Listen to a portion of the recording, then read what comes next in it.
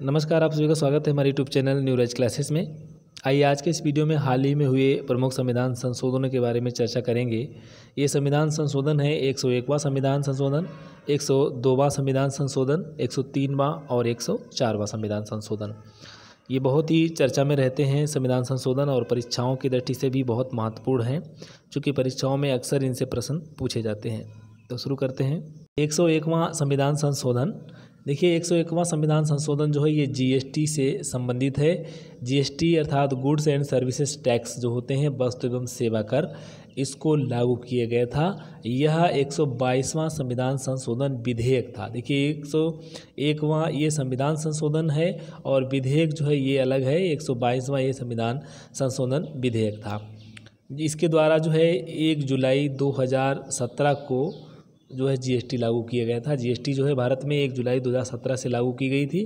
और ये जो बिल है यानी जो संविधान संशोधन विधेयक है 122वां, ये कब पारित हुआ था? देखिए लोकसभा द्वारा ये 8 अगस्त को यानी 8 अगस्त 2016 को पारित हुआ था और वहीं राज्यसभा द्वारा यह 3 अगस्त 2016 को पारित हुआ था। ठीक है, इस बिल के द्वारा जो है जीएसटी लाया गया था। यानी जीएसटी जो है ये जीएसटी से संबंधित है 101वां संविधान संशोधन।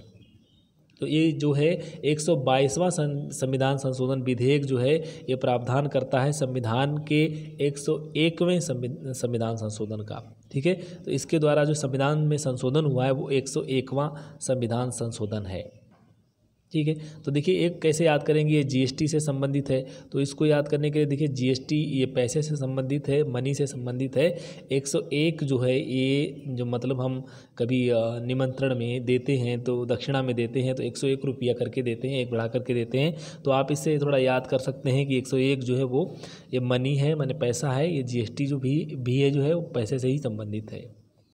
102वां संविधान संशोधन, यह राष्ट्रीय पिछड़ा वर्ग आयोग को संवैधानिक एनसीबीसी जो है इसको दर्जा प्रदान करता है। देखिए जो राष्ट्रीय पिछड़ा वर्ग आयोग है इसका गठन किया गया और इसको जो है शक्ति प्रदान की गई है, एक संवैधानिक दर्जा प्रदान किया गया है इसको। किसको? राष्ट्रीय पिछड़ा वर्ग आयोग। ये राष्ट्रीय पिछड़ा वर्ग आयोग से संबंधित है 102वां संविधान संशोधन। ठीक है, तो इसमें क्या है, देखिए ये जो है एक जो राष्ट्रीय पिछड़ा वर्ग आयोग है एनसीबीसी जो है इसको कानूनी निकाय बना दिया गया है।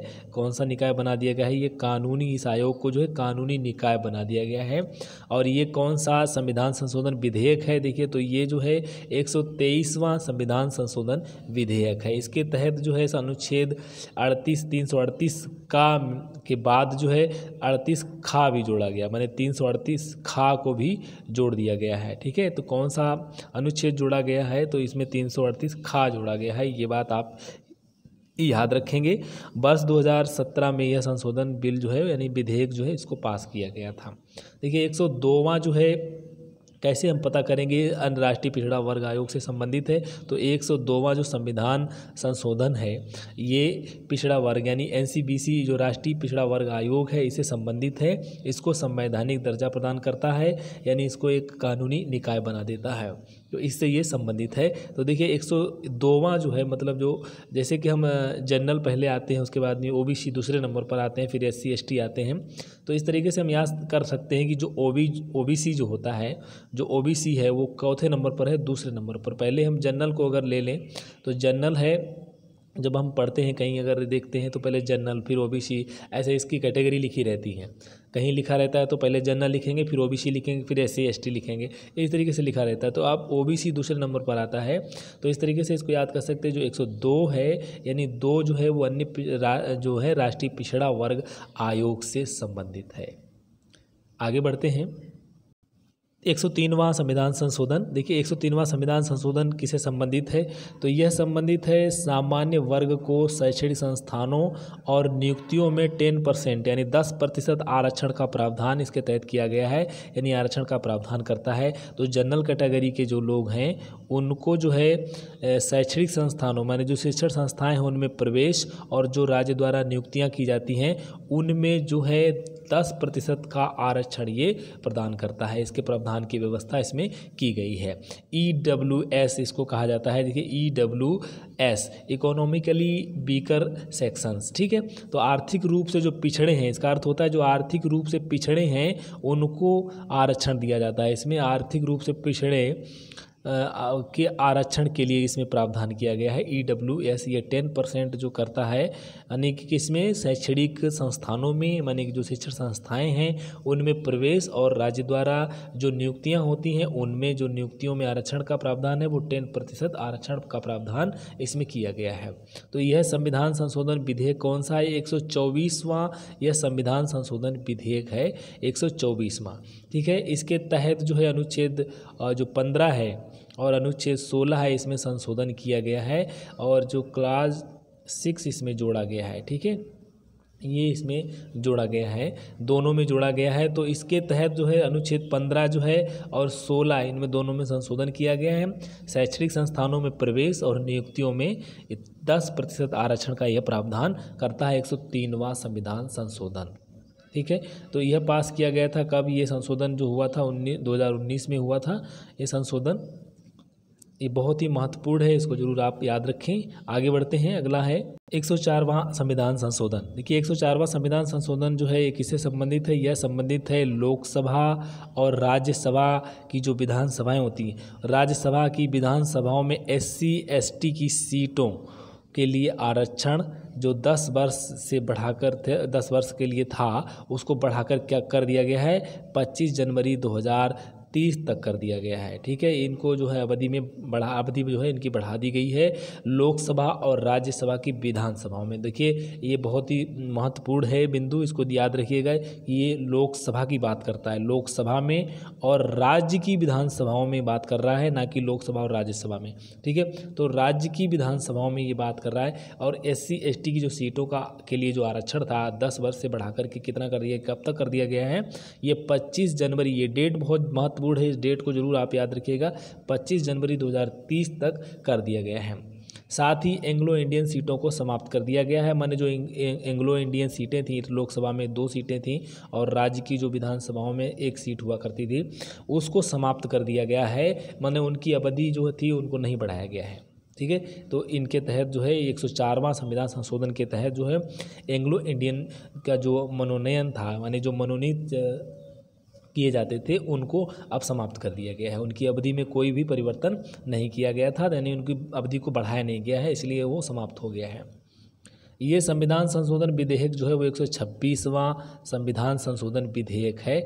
विधेयक जो, इसको जरूर याद रखिएगा। सारे जो संविधान संशोधन हुए हैं वो चौथे संविधान संशोधन विधेयक से संबंध रखते हैं, ये बात आप याद कर लीजिएगा। ये भी परीक्षाओं में मैचिंग में पूछा जा सकता है। वर्तमान में देखिए क्या है, वर्तमान में जो लोकसभा में जो हैं ये सीटें हैं कितनी, 84 सीटें अनुसूचित जाति हेतु हैं और 47 सीटें अनुसूचित जनजाति हेतु आरक्षित है। और ये आरक्षण की जो व्यवस्था है वो अनुच्छेद 334 में की गई है। इनके आरक्षण का प्रावधान जो है वो कौन से अनुच्छेद में है? ये 334 में किया गया है। और यह जो संविधान संशोधन है यह वर्ष 2020 में किया गया है, ठीक है। तो इतना जो है, इतनी जानकारी संविधान के संशोधन 104 वाले से है।